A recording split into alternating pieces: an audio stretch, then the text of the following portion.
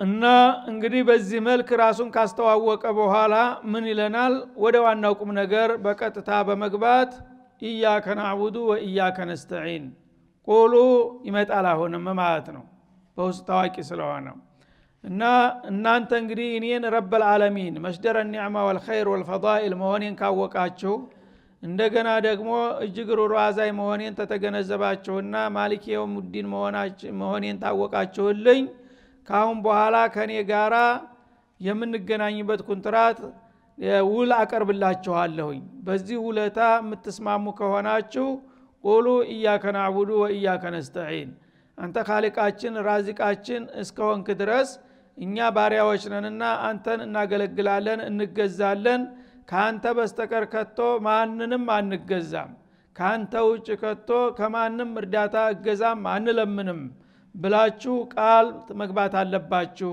ይላል ማለት ነው። ይህንን እንግዲህ ከተቀበለ አንድ ሰው በቀጥታ ከጌታ ጋር ኮንትራት ውስጥ ገባ ማለት ነው። ኢያከ ነዕቡዱ አንተ አልመዕቡድ ወአነ አልዓቢድ፣ አንተ ክቡር ጌታ ነህ፣ ፍጥረታት በሙሉ ይገዙ ሊያከብሩ ይገባል። እኔ ደግሞ ይህንን አውቄያለሁ ተስማምቻለሁ፣ በባርነቴ ላንተ ታዘዛለሁ፣ ሰግዳለሁ፣ ጾማለሁ፣ ጸልያለሁ፣ ዘካረጋ ሐጅጃለሁ፣ ያልከኝን ሁሉ ለማድረግ ዝግጁ ነኝ፣ የከለከልከኝን ሁሉ ለመከልከል ዝግጁ ነኝ ብለህ ቃል ትገባለህ ማለት ነው። ይህንን ካደረግ ጌታ ደግሞ ይህንን ወረታን በዘላለም ዓለም በጀነት ወረታን እሰጥሃለሁ ብሎ ቃል ይገባልሃል ማለት ነው።